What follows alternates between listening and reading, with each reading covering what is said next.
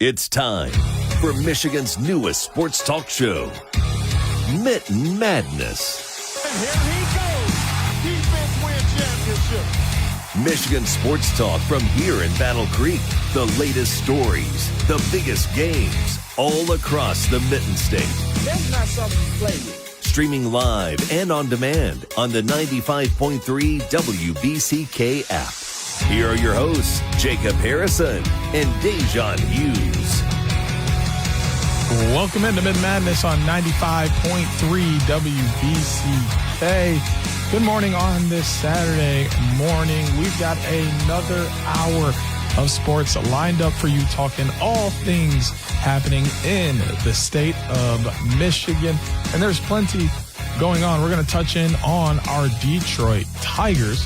Then we're going to get in and talk about Big Ten football, some recruiting, and other updates that have happened as the Big Ten seems to be ranking well and looking to have a great season for the upcoming football year. And then we'll touch on the UFL and the NBA and their playoffs as they're coming to a close before we get into the picks for the weekend. As always, I'll let you guys know how I'm feeling. I'm feeling great going into this weekend. Last weekend was my first travel tournament of the summer. We did all right. Won one game, lost one game, tied two. We only had 3 practices going in, so it's nice to get out there, get moving, and then we got back to work this weekend. We got another tournament next weekend. This weekend, I'm going to be out in Philadelphia taking in some professional lacrosse. Of course, eating me some cheesesteaks before I come back home to have my sister's gender reveals. I'm going to be an uncle soon. But you know what else has me excited? The Detroit Tigers are still playing amazing baseball. The Michigan Panthers are fighting for a UFL championship. And Michigan football looks like it might have a pretty solid season. And, oh, by the way, my favorite lacrosse team is 2-0 currently at the start of the Pro League. So I believe we are in great shape for the coming weeks. Now, let's talk about these Detroit Tigers and where they are standing. The most important news to talk about first is Jackson Jobe. Jackson Jobe does have a season-ending elbow injury, which is going to result in him getting Tommy John surgery. So we will not see Jackson Jobe on the mound again this year as he gets surgery to repair that elbow. Hopefully he will be back soon. Hopefully he'll be throwing better than he was before he left. But they're going to have to figure out how to replace Jackson Jobe in the starting pitching rotation, as he will no longer be available because he will be getting that surgery. It sucks to see a rookie go through Tommy John surgery, but I mean, it's just about mandatory at this point. It's obviously really disappointing news, says General Manager Jeff Greenberg. He really feels for Jackson. Obviously, everybody sees the talent, and he made a really positive impression on the team in a short time here. He's going to work through this as he is a very determined individual. I mean, started the season at 4-1 with a 4.22 ERA and just 10 starts, 39 strikeouts, 27 walks, and 49 total innings. The discomfort started while they were visiting the San Francisco Giants on May 28th. He's placed on the 15-day injury list with a grade 1 right flexor strain, which was then eventually updated, as he will be going in for that surgery over the next coming weeks. But now that we know what's happening with Jackson Jobe, let's talk about the exciting things that are happening with the Detroit Tigers. They did bounce back after dropping or splitting that series with the White Sox 2-2. And they were able to take down the Chicago Cubs 2-1. They won the first game 3-1, lost the second game 6-1, and then were able to come through with a 4-0 victory to close out that series. They got another win, 5-3 over the Orioles before losing 10-1. I am recording this on Thursday as I'll be heading out Friday morning for Philadelphia. So with that being said, the Orioles are looking to close out that series. The Tigers looking to close out that series. Good chance the Tigers win yet another game. It is tough because they are on the road where they aren't playing all that well. But before we push into what they have going on for the rest of this week and into the weekend, of course, we're going to do our standings update. We're going to look at the divisions first. We'll take the top three from each division. Starting in the AL East, the New York Yankees sitting up top at 41-25. The Toronto Blue Jays are 38-30, 4 games back, and 6 games back from the Yankees are the Tampa Bay Rays at 36-32. Over in the AL Central, you know who's sitting at the top. It's still those Detroit Tigers at 44-25. They are 7 games ahead of the Minnesota Twins, who are 36-31, and they're 8 games ahead of the Cleveland Guardians, who are 35-32. Wrapping up the AL in the West, the Houston Astros are 37-30 at the top, while the Mariners are 4 games back and tied with the Angels, who are also 4 games back at 33-34. Looking over at the NL in the East, the New York Mets sitting atop at 44-24. 5 games back from them at 39-29 are the Philadelphia Phillies, and 13.5 games back from the New York Mets are the Washington Nationals at 30-37. The Cubs sit atop of the NL Central at 41-27. 5 games behind them are the St. Louis Cardinals at 36-32, while the Milwaukee Brewers are 5.5 games back of the Cubs at 36-33, while the Los Angeles Dodgers are atop of the NL West at 41-28. The San Francisco Giants are a half game back at 40-28, and the Padres are just 2 games back from the Dodgers at 38-29. Taking a look at the leagues overall, the Detroit Tigers are atop of the AL at 44-25. New York Yankees coming in second, while the Blue Jays, the Astros, and the Twins will wrap up the top 5. The Mets, Cubs, Dodgers, Giants, and Phillies are at the top of the National League. Looking at the overall standings, the Mets have claimed the top spot in the MLB for now. They're a half game above our Tigers, as they have played 1 less game and have 1 less loss. The Mets are plus 94 in the score differential, while the Tigers are plus 85. The Yankees, who are in third, are plus 106. The Cubs are plus 103 in fourth, and the Dodgers are plus 68 on the score differential in fifth place. The Tigers are 6-4 in their last 10, so they've done a great job of staying above 500 in their 10 most recent games. So as we look at their schedule and what they have coming up for this week, they're going to finish out the series against the Baltimore Orioles, who they did beat earlier this year 3-0 in a sweep at home. So they're going to look to at least win both of those series as they close things out Thursday night. And then Friday, Saturday, Sunday, they're taking on the Cincinnati Reds at Comerica Park. Friday is a 7:10 first pitch. Montero will be on the mound against Martinez. Saturday, 1:10 p.m. later today, Flaherty will be taking on Singer. And then 12:05 p.m. tomorrow on Sunday, Gibson Long, who is replacing Jackson Jobe, will be taking on Miley. And then Tuesday, Wednesday, Thursday, the Tigers are taking on Pittsburgh. The Pirates will be visiting Comerica Park as well. Tuesday and Wednesday are both 6:40 p.m. first pitch, as Casey Mize will take on Falter in the Tuesday matchup, while Skubal will take on Haney in the June 18th Wednesday matchup.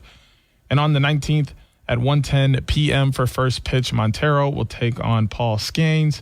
As we know, Skenes is a beast, so that will be a matchup to keep our eyes on. And then that weekend series, which we'll touch more on next week, will be against the Tampa Bay Rays on the road. That's Friday, Saturday, Sunday. So let's check in on those leaders for the Detroit Tigers when it comes to statistics. Riley Green still leading the team in batting average at a .279. He's got a .331 OBP, and his slugging percentage is .488. Spencer Torkelson still leading the team in home runs and runs batted in. Those RBIs sitting at 47, while he has 16 home runs, doing all of this on a .237 batting average. The pitching, on the other hand, Tariq Skubal is back being the ace. There's a reason he won the AL Cy Young last year. There's a reason he will most likely be in the running for the AL Cy Young again this year. He's got a 2.16 ERA. He has 6 wins and 105 strikeouts. He's leading all 3 of those categories for the Detroit Tigers. I mean, with that being the case and how well the Tigers are playing, taking a look at the most recent power rankings, the Detroit Tigers are sitting at the top. They will remain there even after a 2-1 series win against the Cubs. So beating the Orioles will most likely keep them there. They were only interrupted by the Yankees at number 3, whereas the National League, who were running things outside of the Tigers. Zach McKinstry has been a crucial part of Detroit's improved offense, hitting .275, .362, and .436, while leading the team's position players with a 1.6 WAR. He has started games at 5 different positions. That's third base, right field, left field, shortstop, and second base. And he's hit well in high leverage situations. McKinstry entered 2025 with a career OPS plus of 77, including just 74 last season. They'll see if he can keep that up, as manager A.J. Hinch has been starting him nearly every game, including against left-handers. So the Tigers are going to be looking to remain at the top of the power rankings, but the Mets are knocking right on that door as they have had success and have found their way at the top of the MLB. We are going to check in on the Tigers again next week. When we come back from break, we are going to be getting into Big Ten football. The recruiting rankings are out for the entire NCAA. The Big Ten is all over them. And then we also have an update on the Sharon Moore situation. We'll be back after the break with more Mitten Madness on 95.3 WBCK.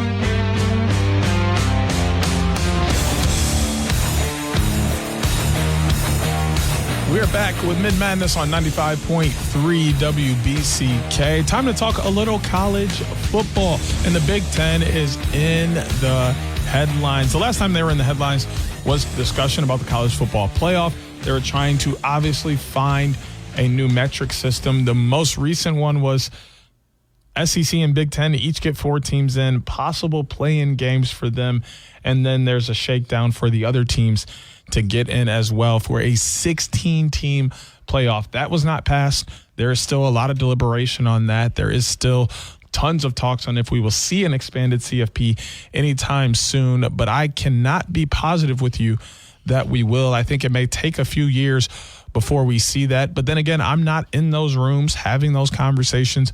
I'm only seeing the same information that you guys are, which is the information that's posted online after those things happen. But from what I can see is a lot of other conferences are giving pushback against that. And it kind of just turns into basically the NFL at that point and makes it to where conference championships might not even exist in college football if they're going to go to that model with a bunch of teams getting in and having play-in games. There's no reason to have a conference championship game. And conference championship week is a huge part of college football, so I don't think anybody wants to see that portion of the game go away. So there's going to be a lot of deliberation there. The Big Ten obviously trying to do everything they can to get as many college football championships into the Big Ten as possible, and they're doing so by trying to have as many teams in the college football playoff as possible. It makes total sense to me, but I just think the way they're trying to go about it is not the best possible way. There's going to be, once again, tons of deliberation, and changes will come eventually, but I don't think they're going to come this season. I think it will remain the 12-5 or the 12-team playoff we see now with the 5 championship model, but they are going away from the top 4 get the bye. I think it's going to go to just the top 4 teams are going to get the bye regardless of conference champions or not, but the top 5 champions will still get in. I think it'll be interesting to see how it shakes down this year and if changes will come next year or the year after. But the Big Ten definitely made waves trying to get as many teams into the college football playoff as possible. They're making waves in other realms of the college football game as well, as the recruiting classes are filling up and just about over with as they get ready to get into summer ball and, of course, get ready for the season that kicks off in August. recruiting is a huge part of that. While the transfer portal is huge, you still have to bring in young, new talent that is going to learn under the older guys and also be impact players right away. We see it happen all over the country. I mean, Ryan Williams and Jeremiah Smith were great examples of freshmen last year that came in and made things happen right away. And then obviously we're not going to go in and talk about freshmen and making things happen right away without bringing up Bryce Underwood, who's expected to do that for Michigan this year. He's expected to step in and be great right away. He's expected to step in and help get this team back to a national championship playing level. That's going to be a ton for a freshman, but I do believe Bryce Underwood has the physical stature, the football IQ, the skill, the strength, the speed, and everything else needed to get Michigan to where people are expecting them to be. It just may not necessarily be this year. It'll be an interesting thing to keep our eye on, but recruiting is always an important part to college football and every other college sport that is out there. So looking at the recruiting rankings, USC is sitting at the top as they have 14 ESPN 300 commits. The top offensive prospect is OT Kenny Pepe, and their top defensive prospect is cornerback Albert Hill. Ohio State coming in at number 2 with 13 total ESPN 300 commits. Wide receiver Chris Henry Jr. is their top offensive prospect, while safety Blaine Bradford is their top defensive prospect. Penn State coming in at 5. They have 6 ESPN 300 commits. Their top offensive prospect is wide receiver Davian Brown, while top defensive prospect is safety Matt Sieg. Coming in at number 8, the Rutgers Scarlet Knights. They have 2 ESPN 300 commits. Top offensive prospect is wide receiver Dazier Carter, and their top defensive prospect is an athlete Chris Hewitt Jr. The Illinois Fighting Illini come in at 9. They have 1 ESPN 300 commit. Athlete Nasir Rankin is their top offensive prospect, while linebacker Cam Thomas is their top defensive prospect. Coming in at number 20 are the UCLA Bruins. They have 2 ESPN 300 commits. Offensive tackle Micah Smith is their top offensive prospect, while defensive end Anthony Jones is their top defensive prospect. At number 21, the Minnesota Golden Gophers have 1 ESPN 300 commit. Their offensive tackle Andrew Trout is their top offensive prospect, while cornerback Justin Hopkins is their top defensive prospect. The Michigan Wolverines are coming in at number 22 on this list. They have 4 ESPN 300 commits. The top offensive prospect, for some reason, is QB Brady Smeagol. Obviously, it's Bryce Underwood. Top defensive prospect, defensive end Mikael Blade. The Wolverines signed the number 1 quarterback for the 2025 cycle in Bryce Underwood, and he carries high expectations, but they continue to add talent to the position and landed ESPN 300 signal caller Brady Smeagol. The one-time Florida State commit is not only an accurate passer, but also plays with the confidence and swagger that will be needed battling with 5-star Underwood. After losing 2 defensive linemen in the first round of the NFL draft, Michigan added several defensive linemen to this class, including ESPN 300 defensive end Mikael Blade.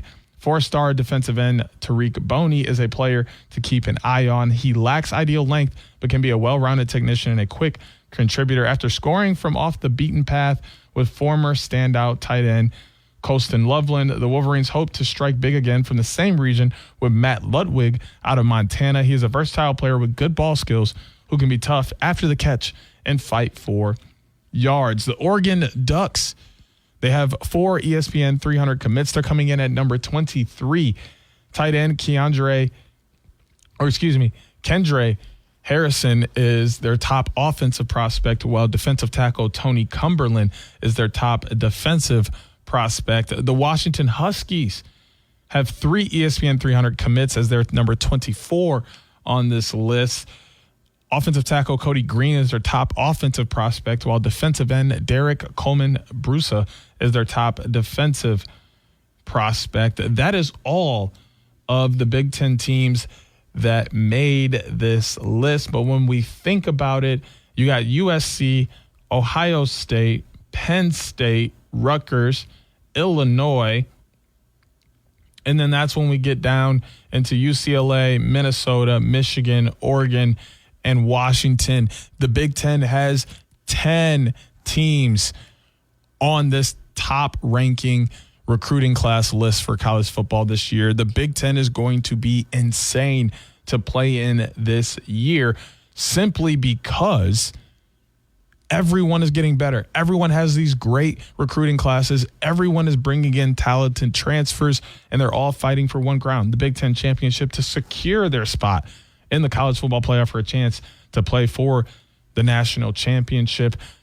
Every game, week in and week out this year, is going to be an absolute battle. And the Michigan Wolverines may be in hot trouble as we pivot here. There has been news that they may even impose more on top of Sharon Moore for what is happening in his role with Connor Stallions and what happened there. Obviously, Michigan and Sharon Moore have already suspended him for his role, and they believe in the sign stealing and all of that debacle. They gave him 2 games. That is going to be games 3 and 4 this year, which are against Central Michigan University and Nebraska. So he will be coaching the first game of the year, and then the second game as well, which the second game is against Oklahoma, his alma mater. So, of course, he wants to be around for that game. But there is some news that they may be handing down and imposing even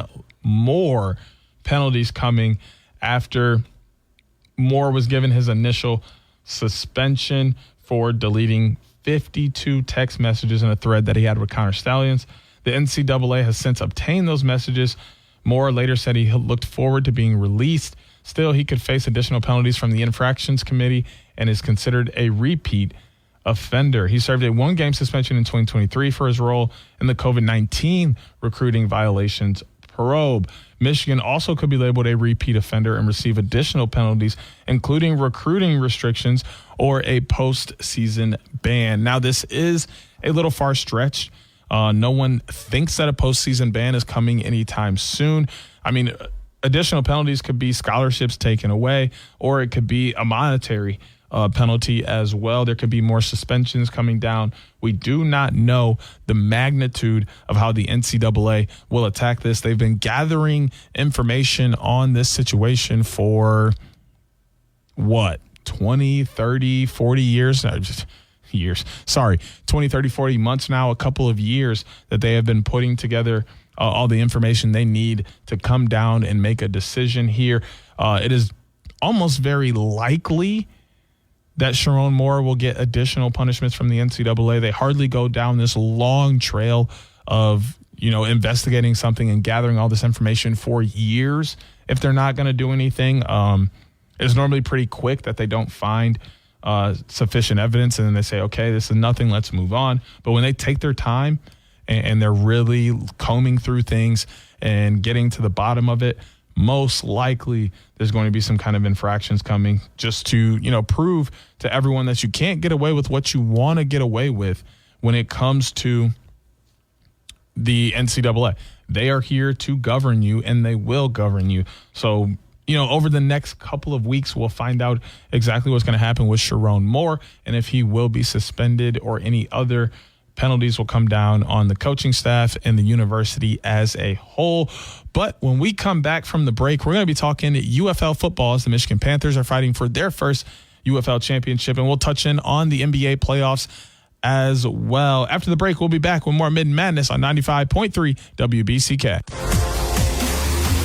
Detroit sports fans, Wolverines and Spartans alike, this is your sports show, Mitten Madness, with Jacob Harrison and Da'Jzon Hughes on 95.3 WBCK.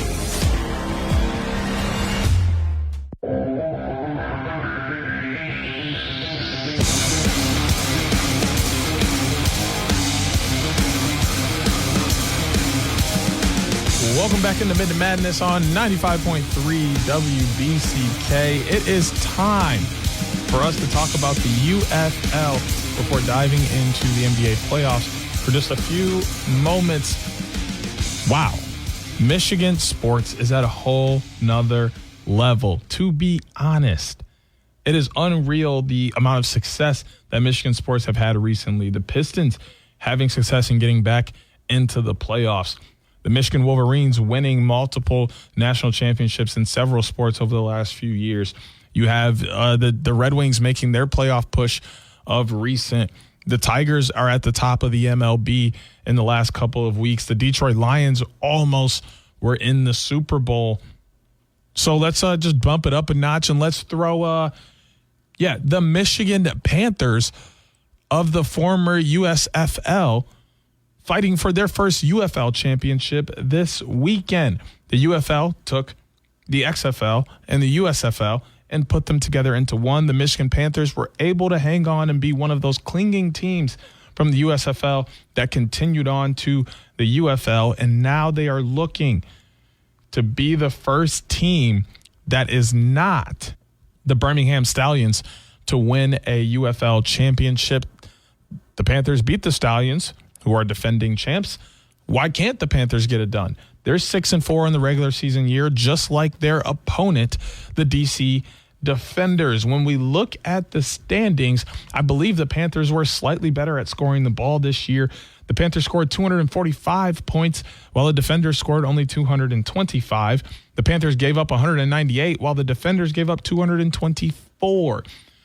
Both of them are on one-game win streaks after bouncing back and beating the St. Louis Battlehawks and the Birmingham Stallions in their conference championship games to make it to the UFL championship. So now they're both on one-game win streaks. They're both feeling good. They both have momentum rolling into this game.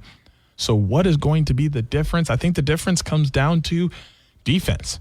As we have always said, defense wins championships. The DC Defenders defense has been unreal, standing up to that name of Defenders and doing everything they can to defend and keep the opposing offense out of the end zone, which has helped the DC make it to the UFL championship.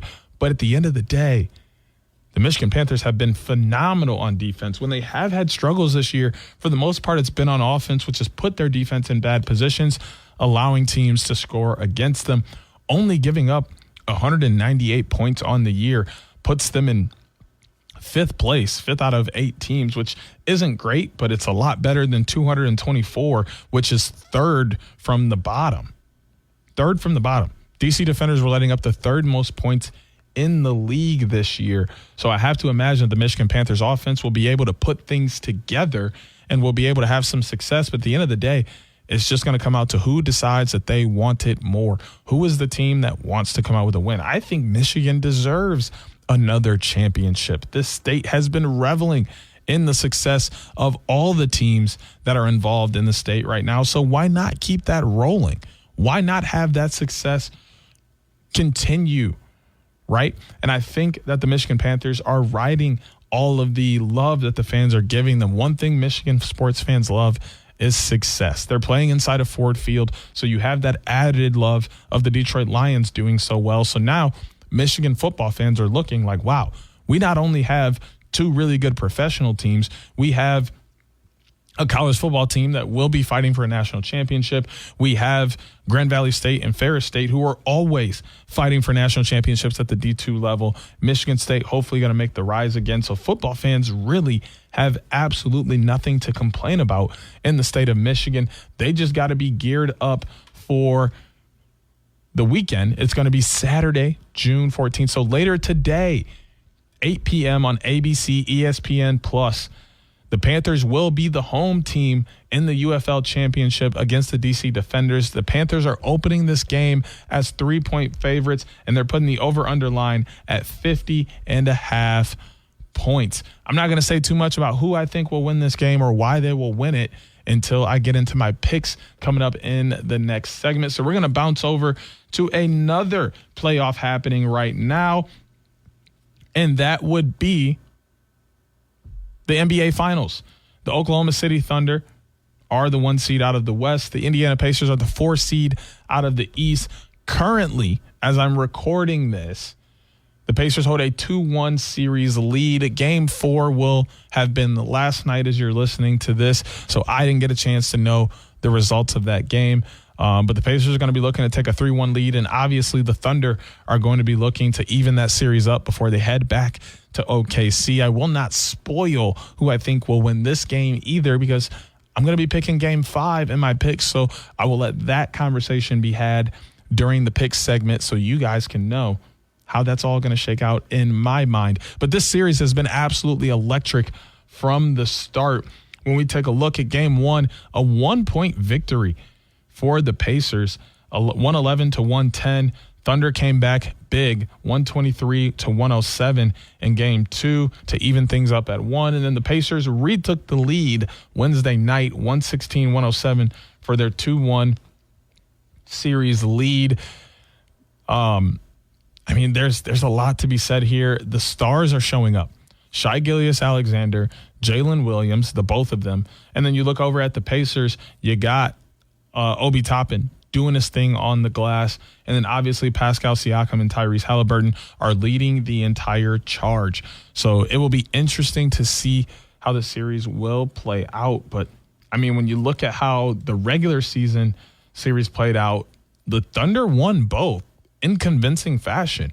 They beat the Pacers by 6 in Game 1 back on December 26th, 120-114. And then they played again on March 29th, in which the Thunder won by 21, 132-111. But as everyone knows, playoff basketball, playoff football, playoff sports in general are entirely different than the regular season. People play with a little extra oomph, and you're seeing that. And it's amazing that Tyrese's dad was able to be in the arena for these games, and that all of that situation was able to be figured out. But you're seeing that the Pacers, that team, the fans, the city, the state is behind them. They're happy to be back in a place they haven't been in so long. They can't remember being this good since Reggie Miller was here. But, obviously you had that time where Danny Granger, Paul George, Roy Hibbert, and et cetera, George Hill were in Indiana and were pushing, but guess who they couldn't get by? They couldn't get past LeBron, so they were never able to make it to an NBA Finals. They don't know what it feels like to be in the NBA Finals. Pacers fans haven't felt NBA Finals since early 2000, if not the 90s. So, of course, they're excited. Of course, this group feels like they can do it, and that's the added motivation for them. That is what's driving them to continue to have the success that we've seen them have against what was the best team in the NBA this year. They were 68-14 in the regular season. The Pacers were 50-32. So the Pacers are looking to do something that hasn't been done in so long, and the Thunder are looking to do something that has never been done. The Seattle Supersonics didn't win a championship. The Oklahoma City Thunder have zero championships, 0 championship banners hanging inside of their arena. They have some retired numbers, but none of those guys won rings. They don't have any Larry O'Briens hanging or standing in trophy cases inside of their arena. They're still searching their very first one. And SGA wants to be the guy to get him there. Chet Holmgren has been doing his part as well, hoping to be a second star that helps pushes them over the hump. The Jalen Williams, both of them, which are spelled differently but definitely have the same name, are going out there and doing the thing every single game. This is peak NBA playoff basketball, where it's two teams battling for their spot and why they think that they should be raising the Larry O'Brien trophy. That's your catch up on the championships that are going down. We're going to get ready to get into the picks, and wait until you hear the update from last week. We'll be back with the picks after the break on 95.3 WBCK. 95.3 WBCK.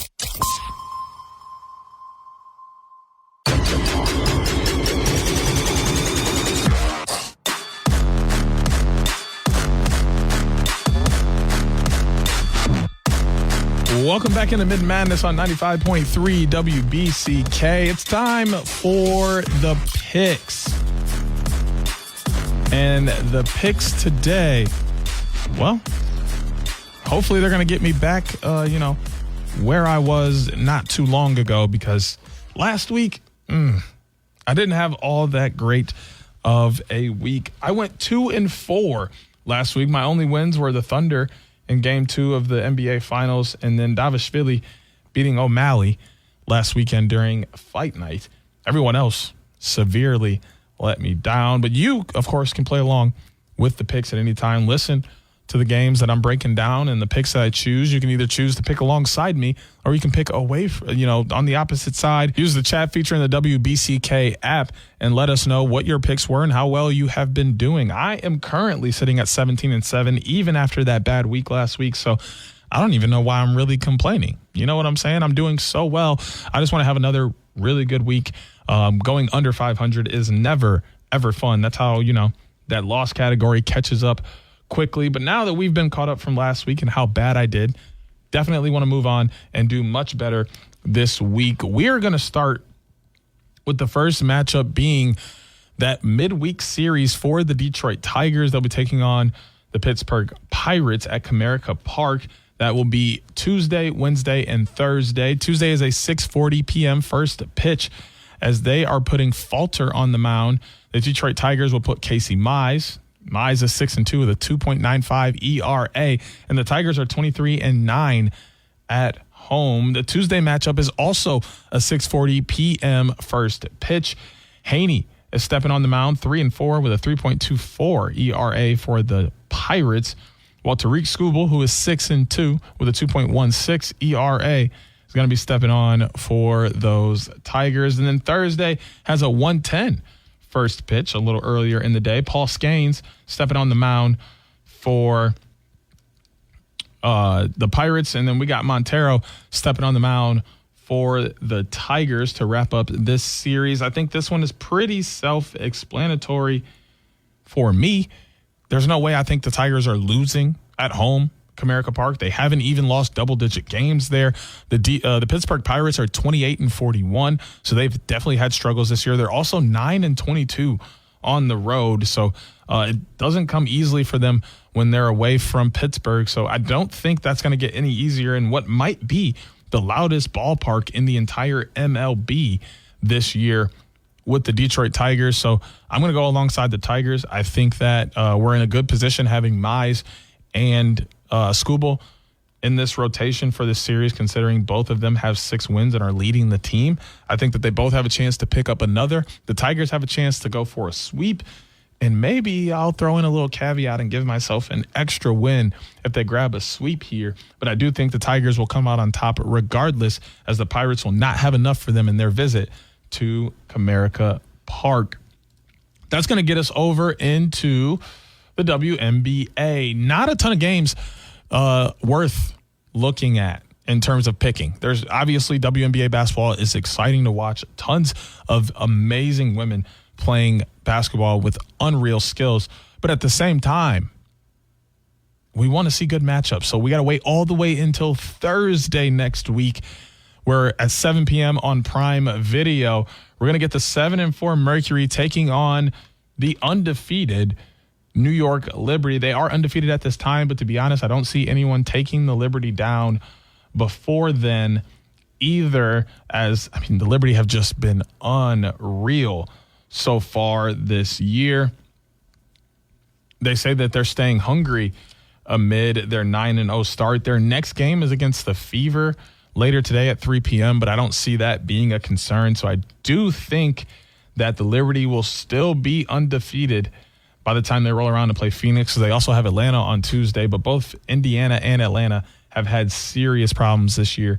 So I think we'll see an 11-0 Liberty squad getting ready to take on the Phoenix Mercury, who the Mercury have definitely had their troubles. Sabali has been fantastic for the Mercury, though. She's a big reason why they are 7-4. She wasn't able to come up big last week when they played the Storm, but she's going to look to do so against the Liberty, who are definitely the best team in the WNBA right now. ESPN doesn't quite agree with them. ESPN giving them an 84.5% chance to lose this game. They think the Phoenix Mercury only have a 15.5% chance, as this game will be going down at the Barclays Center on June 19th at 7 p.m. in Brooklyn, New York. The Mercury are still without Kalia Copper, Megan McConnell, and Kalani Brown, while the New York Liberty are looking to be without Jonquel Jones, as she's a game-time decision for now, and Leonie Febick is also out until July 3rd. As obvious, the Liberty are 5-0 in their last 5 games. The Mercury are 3-2, so But their losses are good losses. I mean, Seattle and Minnesota are two of the better teams in the WNBA that are right atop the rankings. Matter of fact, Minnesota is 9-1 and is first in the Western Conference, while Seattle is 6-4 and is third, and they're just a half game behind Phoenix. So no bad losses really for Phoenix, but there's no losses for Liberty. So if you think I'm going against the New York Liberty for a loss against the Phoenix Mercury, you are crazy.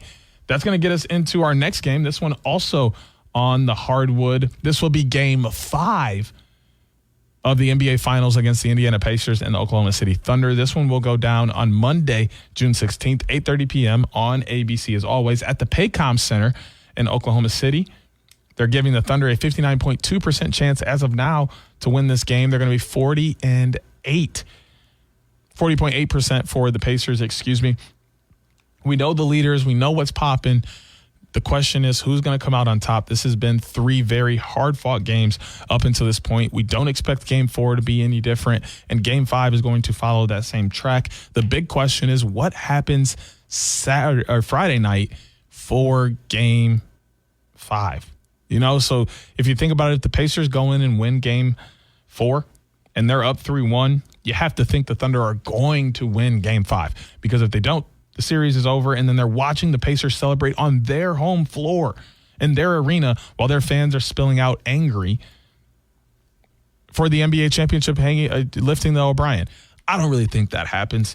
But then you have to think about the flip side. If the Thunder win Game 4, are they able to win Game 5 as well, taking home that momentum and having their home crowd behind them? That puts them in a totally different scenario than the Pacers. The Pacers, if they go back to Oklahoma City tied 2-2, I think they feel a little more relaxed, because I think that, they know that they're coming home for Game 6. At the worst, they could tie it up at 3-3 if they lose Game 5. But if they win Game 5, they're looking at closing it out at home in Game 6. So things get very interesting depending on who wins Game 4. But I think there's more pressure on the Thunder to win Game 4 than there is to win for the Pacers, which might make it for the Pacers to win and, kind of put that pressure even harder on the Thunder and have their backs against the wall. So I'm going to take the Thunder to win Game 5, because I think the Pacers might be ending up winning Game 4. Now let's talk about that UFL championship. We talked. The Panthers are here. Both teams are 6-4 as they'll take on the DC Defenders. The Panthers are opening up as 3-point favorites. They have been better on the defensive end. They have been better on the offensive end. DC Defenders have just had a couple really good weeks at the end of the season, and then were able to take down the St. Louis Battlehawks, who were the UFL championship favorite last week. So do the Panthers have enough to take down a team that is on a headhunt to also be lifting their first UFL trophy? I think that's the cool thing about this UFL championship, is both of these teams have never won the championship before. So they're both looking to find a way to win their first UFL championship. But I'm going to lean on the side of the home team. I'm taking the Michigan Panthers. I think the Panthers are going to win and raise their first trophy, and I'm going to be ecstatic about it. That's going to get us over into our last couple of picks for the weekend. We're going back into the Octagon. The UFC has a fight night going on later tonight. It's a 7 p.m. prelim, a 10 p.m. main card over on ESPN and ESPN Plus. We're going to start with the co-main event before we jump over to the main event. Women's flyweight, as Rose Namajunas will be taking on Miranda Maverick. Namajunas is 14-7, while Maverick is 17-5.